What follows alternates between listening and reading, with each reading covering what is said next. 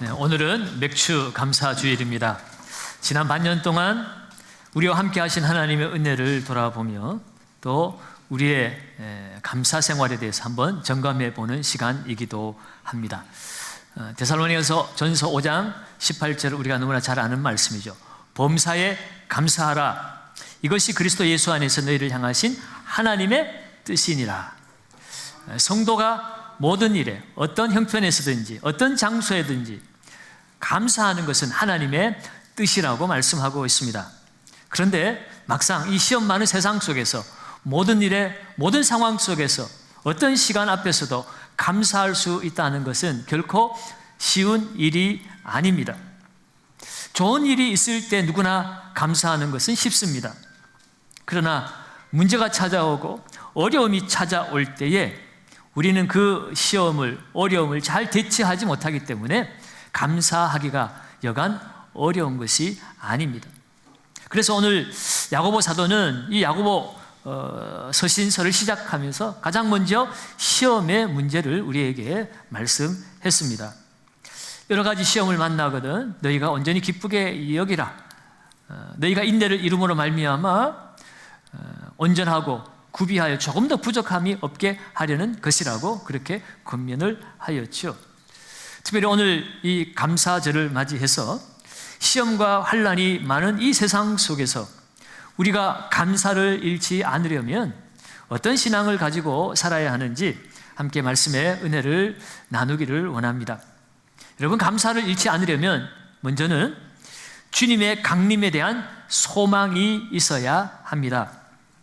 주님은 부활승천하시면서 내가 다시 오겠다고 분명히 약속하셨습니다. 이 재림의 약속으로 인하여 초대교회 성도들은 많은 핍박과 환난이 있었지만 그들은 그 주님의 약속이 반드시 이루어질 것을 믿고 그들은 인내하며 그들의 믿음을 지키며 살았습니다. 그래서 오늘 야고보 사도도 동일하게 주님께서 다시 오실 때를 기다리며 길이 참으라라고 권면하고 있습니다. 오늘 7절 말씀을 다시 한번 봅니다. 7절 상반절입니다. 그러므로 형제들아 주께서 강림하시기까지 길이 참으라. 아멘. 주님이 강림하실 때, 주님이 처음 강림하셨을 때를 초림이라고 합니다. 주님이 처음 이 땅에 오셨을 때는 온 인류 족속을 구원하시기 위한 구원주로 강림하셨습니다. 그런데 주님이 다시 오시겠다고 말씀하신 두 번째 강림, 그 주님의 재림은 주님께서 온 세상 천지 만물을 심판하시는 심판주로 오시는 때입니다. 그러면 여러분, 오늘 성도들이 이 제약과 환난 많은 이 세상 속에서 오늘 우리가 길이 참을 수 있는 이유는 주님이 다시 오실 때는 온 세상 만물을 심판하시는 날이기 때문에 그렇습니다. 우리에게 환난과 시험을 가져다주는 그 죄와 그 악의 모든 근원들이 심판받는 날이기 때문인 것이고, 또 인내하며 이 땅을 믿음으로 살아낸 성도들은 그 예수와 함께 영원히 하나님의 나라에서 영생 복락을 누리게 되기 때문입니다. 그런데 여러분, 말처럼 그렇게 이 시험 환난 많은 세상 속에서 인내하며 살아가기가, 감사하며 살아가기가 만만치 않습니다. 쉽지 않습니다. 내가 원하는 것, 내가 원하는 때에 이루어지지 않으려 치면 우리는 금세라도 불평과 원망이 찾아옵니다. 내가 이렇게 하나님 열심히 잘 섬겼는데 왜 내 삶에 이런 어려움이 찾아올까? 정말 하나님이 살아계시다면 나에게 이런 시험과 고난을 주실 수 있겠는가? 라고 우리는 의심하기도 하고 신앙의 회의를 느끼기도 합니다. 이러한 성도들의 연약함을 야고보 사도도 잘 알고 있기 때문에 오늘 말씀 안에는 농부의 그 인내를 배우라고 권면하고 있습니다. 7절 하반절을 보시면 보라, 농부가 땅에서 나는 귀한 열매를 바라고 길이 참아 이른 비와 늦은 비를 기다린다라고 말하고 있습니다. 농부가 귀한 열매를 바라면서 이른 비와 늦은 비를 기다린다고 말합니다. 이스라엘은 우리와 기후가 다르기 때문에 1년에 두 차례 비가 오는 우기가 있습니다. 이른 비는 보리를 파종하는 11월에 내리는 비입니다. 그리고 늦은 비는 3, 4월에 봄에 내리는 비인데 이 비로 말미암아 각종 농사의 열매를 거두게 되어지는 그러한 비입니다. 문제는 건기 때가 문제이죠. 비가 오지 않으면 땅이 갈라지고 땅이 타들어갑니다. 그때의 농부의 마음은 어떻겠습니까? 농부의 마음도 갈라지고 타들어갈 것입니다. 그렇지만 농부들은 그 어떤 경우에도 그 건기 때 가뭄으로 땅이 갈라지고 이 농작물들이 죽을까 염려 근심할지라도 그들은 이 농사일을 포기하지 않습니다. 왜요? 늦은 비와 이른 비가 있기 때문에.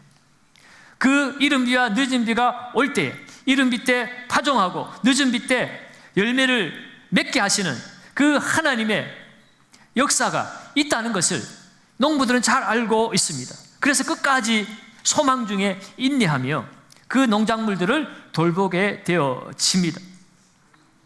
확신과 소망이 있는 것입니다. 비가 올 것이고 비가 오면 좋은 열매를 맺게 될 것이기 때문에 그 소망 중에 어려운 시간에도 길이 참고 견디는 것입니다. 우리의 신앙도 이와 같다는 것입니다. 주님의 그 강림하심은 주님의 약속의 말씀대로 반드시 이루어질 것입니다. 그러면 여러분, 오늘 현재를 살아가는 우리의 삶에 정말 힘들고 어려운 환난과 시험과 어려움이 있다 할지라도 그 열매의 추수 때를 기다리는 농부처럼 우리는 주님이 오실 날을 소망하면서 우리의 마음을 굳게 하고 기다려야 된다는 것이에요. 그래서 8절 말씀에 너희도 길이 참고 마음을 굳건하게 하라. 마음을 굳건하게 하라는 것은 마음을 고정시키라는 거예요. 환난과 어려움 때문에 이리저리 흔들리지 말고 굳건하게 마음을 지키라는 것입니다. 왜요? 주의 강림이 가깝기 때문이라는 것입니다. 여러분, 주의 강림은 마지막 때의 재림을 의미하기도 하지만 또한 이 강림의 의미는 지금 우리 가운데 오셔서 우리 가운데 함께 하시는 주님의 현존을 의미하기도 합니다.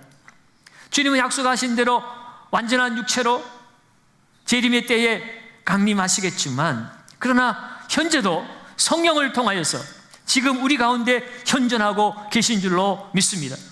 그 내 안에 계신 성령으로 말미암아 우리는 지금도 어떤 상황 속에서든지 우리는 인내하고 또한 감사할 수가 있습니다. 그러면 여러분, 오늘 우리에게 감사가 사라졌습니까? 환경 때문에, 어려움 때문에 내 입에 감사가 사라졌다면 여러분, 그것은 우리 안에 그 주님의 강림, 주님의 현존, 주님의 함께하심에 대한 믿음이 사라졌기 때문에 우리 안에 감사도 사라졌다고 말할 수가 있는 것입니다. 여러분, 주님은 성령을 통해서 우리와 함께 하십니다. 그리고 장차 우리와 함께 이 세상의 모든 삶은 끝나고 영광스러운 저 천국의 그 나라를 우리에게 허락해 주실 것입니다. 그 소망 중에 우리는 인내하며 오늘 이 땅을 살아가야 합니다. 당장 눈앞에 그것이 보이지 아니할지라도 농부가 앞으로 거두게 될 그 열매들, 추수를 바라보며 지금 이곳에 어려움 속에서도 파종을 하고 걸음을 주고 땅을 갈고 열심히 인내하며 살아가는 것처럼 오늘도 고난 속에서도 우리는 천국의 소망 때문에 현재의 어려움 속에서도 우리는 인내하며 살아가야 할 것입니다. 눈물을 흘리며 씨를 뿌리러 나아가는 자는 기쁨으로 단을 거둘 것이니라고 분명히 말씀하고 있습니다. 소망이 있기 때문에 오늘 우리는 인내하며 살아가는 우리의 마음속에 하나님이 부어주시는 기쁨과 감사가 가득 채워질 것입니다. 그러면 여러분, 오늘 이 맥주 감사절을 맞이해서 우리 안에 당한 고난과 시험과 어려움 때문에 감사가 사라졌다면 다시 한번 우리 가운데 임하고 계시는 그 성령 하나님으로 말미암아 또 장차 우리 가운데 심판주로 오셔서 우리 이 세상의 환난, 근심, 염려, 외로움, 질병, 아픔, 고독, 염려, 근심, 절망 이 모든 문제를 다 심판하시고 우리에게 의와 평강과 기쁨의 나라를 허락하실 그 날을 소망하며 오늘 이곳에서 그 감사의 씨를 뿌리고 감사의 열매를 거두시기를 주의 이름으로 축원합니다. 두 번째로 우리가 감사를 잃지 않으려면 하나님의 성품에 대한 신뢰가 있어야 합니다. 오늘 9절에 보면 형제들아 서로 원망하지 말라 그리하여야 심판을 면하리라 보라 심판주가 문 밖에 서 계시니라 라고 말하고 있습니다. 형제들아 서로 원망하지 말라. 왜 원망하겠습니까? 하나님에 대한, 하나님의 그 성품에 대한 신뢰가 없기 때문이에요. 여러분, 원망하고 불평한다는 것은 하나님에 대한 신뢰가 사라졌기 때문입니다. 나는 옳은데 하나님 당신이 틀렸습니다라고 말하는 것이 불평과 원망인 것입니다. 여러분, 이 원망과 불평이 무서운 것은 거기에 따르는 심판이 즉각적으로 임한다는 겁니다. 여러분, 이스라엘 백성들이 애굽의 노예 생활을 하다가 하나님께 은혜를 받고 구원을 받아서 하나님 약속의 땅 가나안 땅을 향하고 나아가고 있었습니다. 그런데 여러분, 결과는 어떻게 되었습니까? 그 출애굽한 1세대들은 한 사람도, 아니 여호수아와 갈렙 두 사람 외에 모든 사람이 다 광야에서 죽어버렸습니다.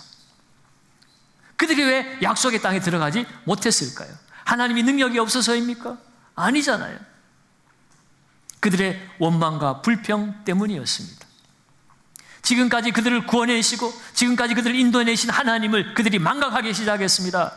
바다를 가르고 반석에서 물을 내시고 하늘에서 만나를 내리시고 구름기둥 불기둥으로 그들을 기적같이 인도해 주신 그 하나님에 대해서 이 땅에 잠시 먹고 마시는 것 때문에 불평하고 원망했습니다.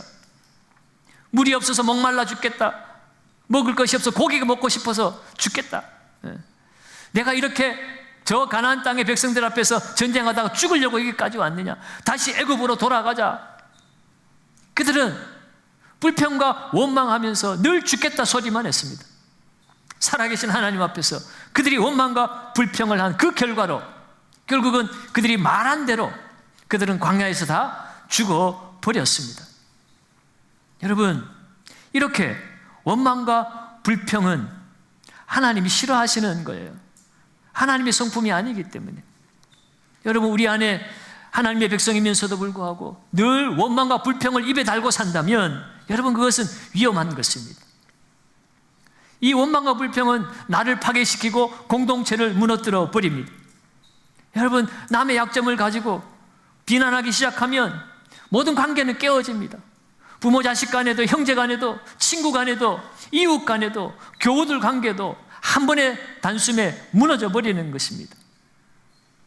여러분, 특별히 이 공동체가 파괴되어지는 것도 일종의 심판입니다. 하나님은 공동체로 존재하시고 하나님이 이 세상을 창조하실 때도 부부 공동체, 가족 공동체, 하나님과 사람 더불어 살아가는 신인 공동체, 자연과 더불어 살아가는 자연 공동체, 하나님은 함께 더불어서 서로 사랑하고 섬기며 살아가는 것을 기뻐하십니다. 그런데 우리가 아무리 잘 살고 아무리 많이 가졌어도 서로 미워하고 다투고 서로 나누어진다는 것은 그것은 불행입니다. 그것은 심판이라고 말할 수 있어요. 왜요? 하나님 우리를 창조하실 때 함께 더불어 섬기며 사랑하며 살아갈 때 우리가 행복할 수 있도록 하나님 우리를 만드셨기 때문입니다. 그러면 여러분, 우리가 하나님 앞에 원망 불평 내려놓을 것도 아니고 서로 성도 간에, 사람들 이웃 간에 우리가 원망 불평을 내뱉어서는 안 되는 것입니다. 거기에는 심판이 따르기 때문입니다. 심판자가 문 밖에 서 계신다는 말은 그 심판이 임박했다는 것입니다. 즉각적으로 심판이 이루어진다는 거예요. 그러면 여러분, 오늘 우리는 하나님의 성품을 우리가 신뢰한다면 내 삶에 이루어지는 그 어떤 사건, 어떤 문제 앞에서 우리는 함부로 입을 원망과 불평의 말을 해서는 안 됩니다. 야고보서에서 행함이 없는 믿음은 죽은 믿음이라고 하고 정말 실천하는 믿음에 대해서 강조를 하는데, 이 야고보서를 통해서 관통하는 두 가지가 있습니다. 그것은 바로 물질과 혀에 대한 문제예요. 실제적인 우리의 삶에 나타나는 우리의 신앙은 말로 표현되어지는데, 우리가 지난주에 우리가 말씀 나눈 것처럼 정말 언어 생활을 우리가 잘 해야 된다는 거예요. 물질의 노예가 되지 말고 물질을 잘 다스려야 된다는 거죠. 그래서 3장에 보면 이 말에 대한 문제를 또 짚어줍니다. 거기 보면 사람의 혀는 모든 것을 불사르는 불과 같다 그랬어요. 사람을 죽이는 독과 같다 그랬습니다.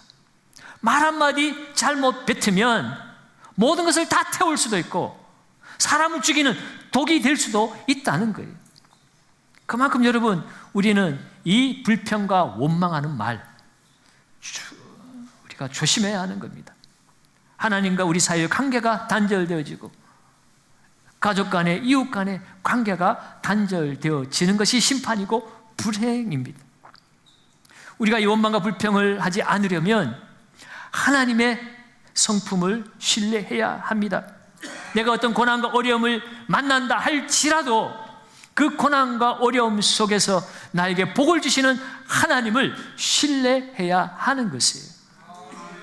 특별히 야고보 사도는 그 하나님의 성품을 신뢰한 선지자들과 욥의 인내를 배우라고 오늘 우리에게 권면하고 있죠. 우리 10절에 보면 형제들아 주의 이름으로 말한 선지자들을 고난과 오래 참음의 본으로 삼으라 라고 말합니다. 여러분, 선지자들은 하나님께 받은 말씀을 백성들에게 1.1획도 틀림없이 남김없이 그대로 전해야 되는 사람이었습니다. 그래서 이 백성들에게 또는 왕에게 좋은 일만 전하는 사람이 아니었습니다. 하나님 말씀대로 전하다 보면 때로는 책망의 말도 전해야 할 것이고, 때로는 그 하나님 앞에 불순종함으로 불행이 닥칠 것에 대한 나쁜 이야기도 가감없이 전해만 하는 사람들이 선지자였습니다. 그러다 보니 사람들에게 미움을 받고 핍박을 받을 때가 얼마나 많은지 모릅니다. 그런데 그 선지자들은 인내하며 사명을 감당했다는 거예요. 왜요? 그의 부르신 자를 그들이 신뢰했기 때문입니다. 하나님이 그들에게 복을 주실 것에 대한 신뢰가 있었기 때문에 내가 핍박을 받아도 고난을 받아도 설사 죽임을 당한다 할지라도 내가 인내하며 하나님의 그 맡기신 사명 감당하겠다는 거예요.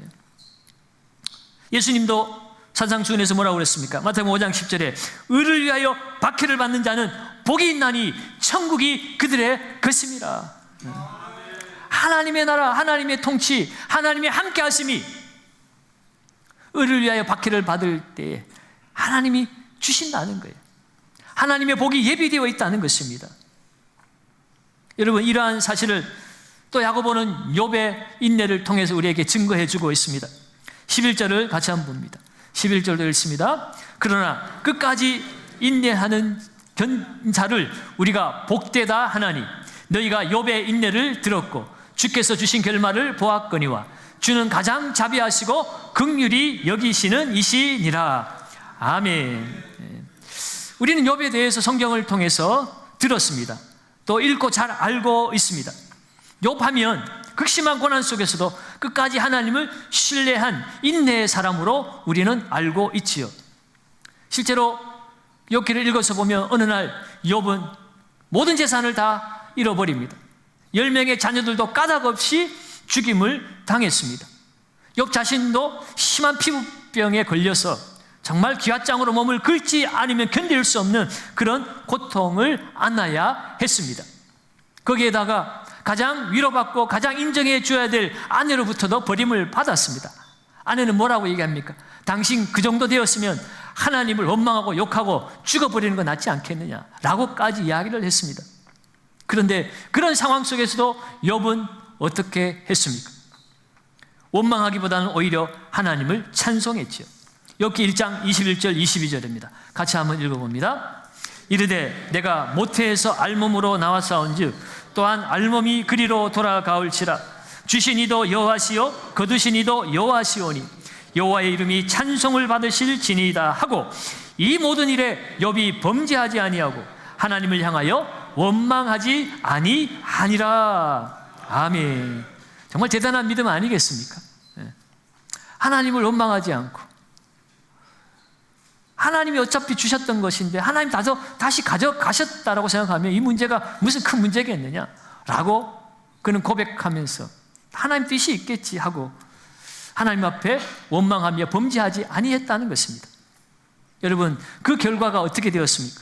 42장 결론 부분으로 가면 그 잃어버렸던 것을 하나님 다 회복시켜 주시고 오히려 갑절로 회복시켜 주셨습니다.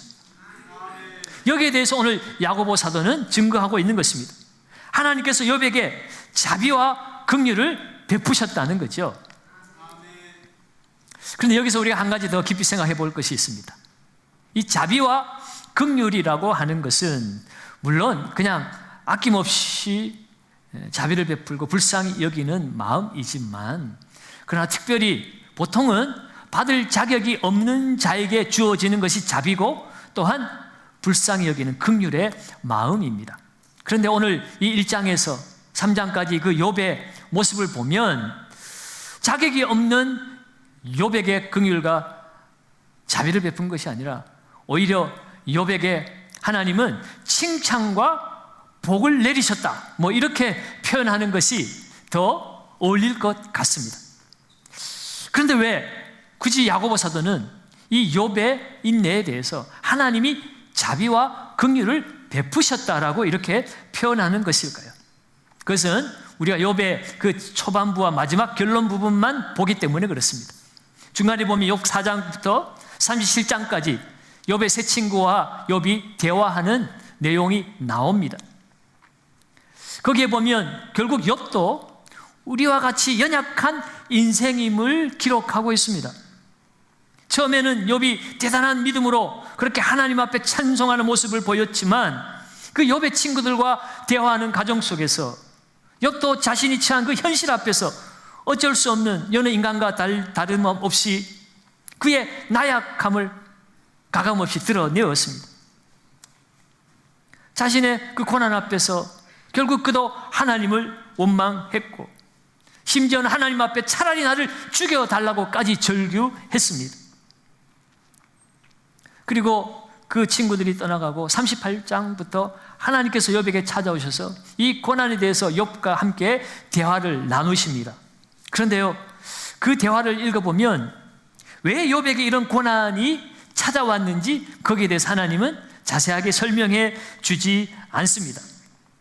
오히려 욥에게 알 수 없는 70가지나 되는 질문을 하십니다.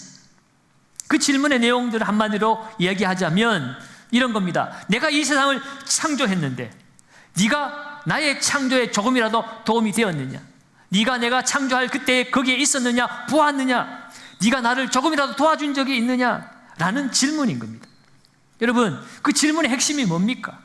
이 세상 만물을 창조하고 섭리하고 다스리는 그 하나님 앞에 욥, 네가 조금이라도 기여한 게 있느냐는 것입니다.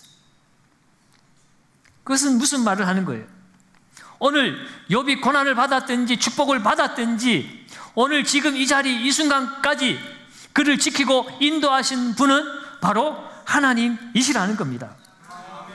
그러니까 오늘 이 야고보 사도가 욥의 인내를 배워라, 그가 하나님 앞에 긍휼과 또 자비를 받았다라고 말하는 것은 욥이 잘 참고 기다려서 하나님께 복을 받았다라고 그렇게 우리가 생각한다면 그것은 욥의 반쪽만 보는 것입니다. 여러분, 욥기서를 기록한 목적은 결국 이 고난의 문제 앞에서 인간 중심적인 해석을 하지 말라는 거예요. 인간적인 생각을 완전히 버리라는 것입니다. 인간적인 해석이 뭡니까? 인과응보 사상입니다. 원인이 있으니까 결과가 있다. 네가 지금 이 고난받고 어려움을 당하는 것은 네가 잘못을 저질렀던 것 아니냐, 너에게 무슨 죄가 있는 것 아니냐, 그 세 친구들이 계속해서 공격한 것이 너의 죄를 회개하라는 거예요. 너의 잘못을 인정하라는 거죠. 여러분, 그러나 오늘 하나님은 그러한 인과응보적인 인간적인 생각들을 버리라고 이야기를 합니다. 여러분, 우리는 때로 선을 행했음에도 불구하고 믿음 생활 잘하는데도 불구하고 고난이 찾아오는 것에 대해서 우리는 이해할 수가 없습니다. 받아들이기가 어려워요. 어려움과 고난, 이런 것은 저주받을 만한 악한 사람들에게나 임해야 되는 것 아닌가라고 생각하죠. 반대로 보면 벌 받아 마땅한 사람이 세상에서 잘 나가는 때도 있습니다. 그런 것들 때문에 우리는 원망하기도 하고 불평하기도 합니다. 그러나 오늘 욥기서를 통해서 하나님이 말씀하시고자 하시는 것은 이 세상에 이루어지는 모든 것은 하나님의 통치 가운데 이루어지고 있다는 사실입니다. 이 세상에 일어나는 그 모든 일들에 대해서 인간 스스로 인간 중심적인 그런 판단과 해석을 하지 말라는 거죠. 그렇다면 욥이 잘한 것이 없는데 욥도 결국은 여느 인간들처럼 원망하고 불평하고 하나님 앞에 대들기까지 했는데 왜 하나님은 욥에게 갑절이나 되는 복으로 회복시켜 주셨을까? 여러분, 그것 또한 하나님의 뜻이라는 것입니다. 우리는 고난의 상황을 볼 것이 아니라 그 고난 가운데서 살아계신 하나님을 만나야 되는 것입니다. 우리가 주목해야 되는 것은 환경이 아닙니다. 누가 고난받아야 될 사람이 고난받지 않고 고난받지 말아야 될 사람이 왜 고난받느냐, 그것 때문에 여러분 흔들리지 마시고 의심하지 마시고 오늘 그 가운데 역사하시는 하나님의 계획과 뜻이 무엇인가, 하나님을 집중하라는 것입니다. 바로 여기에 대해서 오늘 야고보 사도는 11절에서 이렇게 말씀하고 있는 것이에요. 너희가 욥의 인내를 들었고 주께서 주신 결말을 보았거니와 주는 가장 자비하시고 긍휼히 여기시는 이시니라.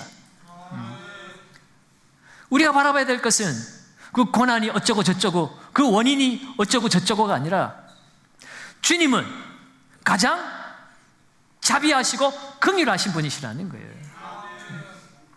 내가 잘 될 때나 어려움 당할 때나 주님은 변함없으신, 여호와는 자비하시고 성실하신 분, 그 인자하심이 영원하신 분이시라는 거예요. 우리는 그 하나님을 신뢰해야 합니다. 그 하나님의 성품을 우리는 알아야 하는 것입니다. 그런데 대부분의 사람들은 고난이 찾아올 때 그 원인을 찾기에 바쁩니다. 내게 왜 이런 일이 생겼는가? 의구심을 갖습니다. 물론 어쩌다가 해답을 찾을 때도 있지만, 그러나 모든 고난의 이유를 찾는다는 것은 불가능한 일입니다. 이유를 찾다 보면 결국은 누군가를 원망합니다. 너 때문에 이 고난이 찾아왔다. 심지어는 하나님 앞에 원망을 내놓을 수밖에 없는 거지. 그러면 여러분, 오늘 우리는 원망을 할 것이 아니라 고난이 찾아왔을 때에 그 고난의 문제를 들고 하나님 앞으로 나아가야 합니다. 그래서 오늘 13절에 뭐라고 나와 있습니까? 우리 13절 같이 한번 읽어봅니다. 너희 중에 고난 당하는 자가 있느냐? 그는 기도할 것이요 라고 말하고 있어요. 고난의 문제 앞에서 이 고난이 누구 때문인지 그 원인을 찾을 것이 아니라 그 고난의 문제를 가지고 하나님 앞에 나아가서 기도하라고 말합니다. 기도하면 여러분 고난을 당하지 않기 때문에 기도하라는 것입니까? 아니죠. 여러분 믿음을 실천하며 살아도 고난은 찾아옵니다. 성경의 사람들은 다 한결같이 고난의 파도를 넘은 사람들입니다. 바울과 실라가 복음을 전하다가 빌립보 감옥에 갇혔을 때 그 감옥에서 헤어나오기를 그들이 기도하지 않았습니다. 그들은 그곳에서 하나님을 찬송했고 하나님께 감사했고 그 결과로 하나님이 놀라운 계획이 그 안에서 나타났습니다. 간수가 돌아오고 그 가족들이 구원받는, 생각지도 못했던 하나님의 역사가 그 가운데 일어났지요. 다니엘이 사자굴에 던져졌지만 그 사자굴에서 벗어나기를 기도하지 않았습니다. 오히려 그 사건을 통하여 그 이방 땅에 하나님의 살아계심이 확실하게 증거되었습니다. 다니엘의 하나님을 이 세상 사람들이 다 하나님을 경배하도록 그렇게 놀라운 일들이 나타나게 되었지. 여러분, 아브라함도 이삭을 바치라는 그 시험 앞에, 문제 앞에 이삭을 바치지 않게 해달라고 기도하지 않았습니다. 그 시험 앞에 그대로 순응했습니다. 하나님 말씀 앞에 순응했습니다. 그랬더니 하나님은 여호와 이레를 준비하셨고 진정한 믿음의 사람으로 아브라함을 우뚝 세워 주셨습니다. 여러분, 이렇게 하나님의 백성들은 고난의 문제가 아닙니다. 그것을 받아들인 내가 문제인 거죠. 우리는 고난 때문에 하나님을 원망하거나 사람을 불평하고 사람을 원망할 것이 아니라 그 고난 속에서 하나님이 내게 무엇을 하려고 하시는지 그 뜻을 찾아야 하는 것입니다. 그래서 야고보 사도는 고난 중에 하나님 앞에 나가서 기도하라고 말하는 것이에요. 여러분, 오늘 왜 야고보 사도는 여러 가지 시험을 만나거든 기쁘게 여기라, 고난을 만나면 기도하라고 말하는 것일까요? 여러분, 그 고난의 과정 속에서 하나님이 주시는 위로가 있기 때문에 그렇습니다. 고난 가운데 하나님을 만나기 때문에 그래요. 고린도서 1장 3절과 4절을 보시면 고난 가운데 깨달은 사도 바울의 고백이 이렇게 나와 있습니다. 같이 한번 읽습니다. 찬송하리로다. 그는 우리 주 예수 그리스도의 하나님이시요 자비의 아버지시요 모든 위로의 하나님이시며 우리의 모든 환난 중에서 우리를 위로하사 우리로 하여금 하나님께 받는 위로로서 모든 환난 중에 있는 자들을 능히 위로하게 하시는 이시로다. 아멘. 환난 중에서 하나님께서 우리를 위로하신다고 말씀하고 있습니다. 환난이 중요한 것이 아니라 환난 속에서 나를 만나주시고 나를 위로하시고 나를 고쳐주시고 나를 새롭게 하시는 그 하나님을 만나는 것이 더 위대한 것이에요. 그 하나님의 성품을 내가 경험하고 나면 나도 이 땅 가운데 환난과 고난 가운데 있는 자들을 위로할 수 있는 사람이 되어진다는 것입니다. 여러분, 그것을 사도 바울은 깨달았습니다. 사랑하는 여러분, 하나님은 자비하시는 하나님이십니다. 긍휼하신 하나님이십니다. 위로하시는 하나님, 격려하신 하나님, 환난과 모든 고통 가운데 우리를 건지시기를 원하시는 하나님이십니다. 그 하나님에 대한 신뢰가 있을 때 오늘 우리는 우리의 입술에서 원망과 불평이 떠나가고 감사하는 입술로 바뀌어질 수가 있습니다. 여러분, 지금 우리는 이 고난과 환난의 시간을 통과해야 합니다. 그러나 우리가 두려워하지 않는 것은 주님이 성령을 통하여 우리와 함께하고 계시고 또 이 환난과 고난의 시간이 지난 이후에 우리에게 주실 완전한 하나님의 나라, 그 영광의 나라를 준비하시고 우리를 기다리고 계십니다.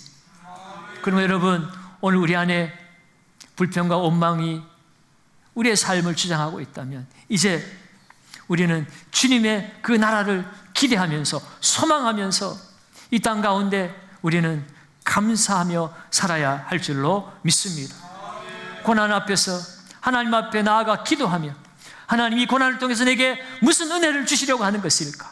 하나님, 나를 이 세상의 고난 속에서 어떻게 바꾸어 가시기를 하나님이 원하는 것일까? 우리는 하나님 앞에 나아가 기도해야 합니다. 기도할 때 우리는 하나님의 뜻을 깨달을 수 있어요. 여러분, 사실 욥도 그가 죄가 있어서 고난받은 건 아니죠.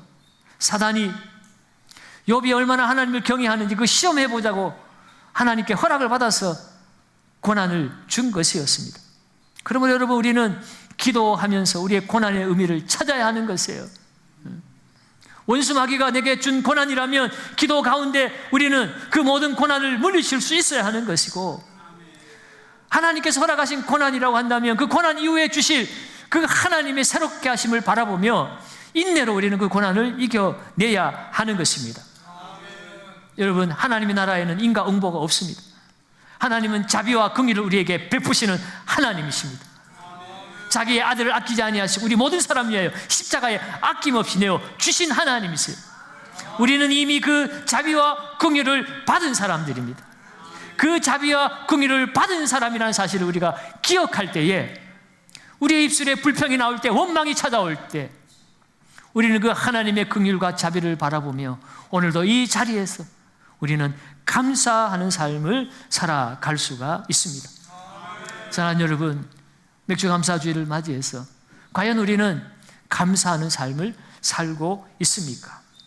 감사는 내가 좋은 일이 있을 때만 하는 감사가 아니라 어떤 상황, 어떤 형편에서든지 어떤 시간에든지 내 삶에 고난이 찾아오고 시험이 찾아와도 우리는 하나님의 살아계신가, 나를 향한 복을 주시는 긍휼과 자비와 위로의 하나님이심을 내가 믿고 우리는 감사하며 나아가야 할 것입니다. 감사는 믿음의 표현입니다. 오늘 우리 안에 정말 감사가 회복되기를 원합니다. 욥은 고난 가운데 하나님을 만나고 그는 이렇게 고백했습니다. 욥기 42장 5절에 내가 주께 대하여 귀로 듣기만 하였사오나 이제는 눈으로 주를 배움나이다. 그는 회개하면서 하나님 앞에 이렇게 기도한 거예요. 고난 때문에 하나님 앞에 절규했지만 결국 그가 깨달은 바는 내가 하나님을 이제 귀로 들은 하나님이 아니라 내가 눈으로 주를 배움는 하나님이 되었다는 것입니다. 사랑하는 여러분, 오늘 고난 때문에 감사를 잃었습니까? 여러분, 성도에게 주신 고난은 하나님이 합력해서 선을 이루시는 하나님의 복의 통로인 줄 믿습니다. 하나님은 긍휼의 하나님이시기 때문에, 자비의 하나님이시기 때문에, 내게 복 주시는 하나님이시기 때문에, 이미 우리에게 예수 그리스도를 통하여 세상의 모든 복을 허락하신 하나님이십니다. 그러므로 그 예수님이 이 땅에 나타나실 때 그날을 소망하면서 우리는 이 땅 가운데 감사하는 삶을 살아야 할 것입니다. 고난 중에 있습니까? 감사하기가 어렵습니까? 그렇다면 주님 앞에 나아가 엎드려 기도하시기 바랍니다. 이 욥의 잘한 일은 그가 불평, 원망, 절규가 있었을지라도 하나님 앞에서 그가 엎드러졌다는 거예요. 하나님 앞에서 불평, 원망이 쏟아졌으므로 결국은 하나님의 위로와 하나님의 도우심과 하나님의 교훈하심과 하나님의 함께하심으로 그가 다시 일어설 수 있었습니다. 여러분, 쓰러져도 하나님 앞에 가서 쓰러지십시오. 그래야 할 때 긍휼의 하나님, 자비의 하나님이 우리를 다시 일으켜 세워 주실 줄로 믿습니다. 오늘 이 믿음 가지고 하나님 앞에 어떤 시험 환난 앞에서도 감사함으로 하나님께 영광 돌리고 주님 오실 그날을 소망하며 믿음으로 승리하는 저와 여러분들 되시기를 주의 이름으로 축원합니다.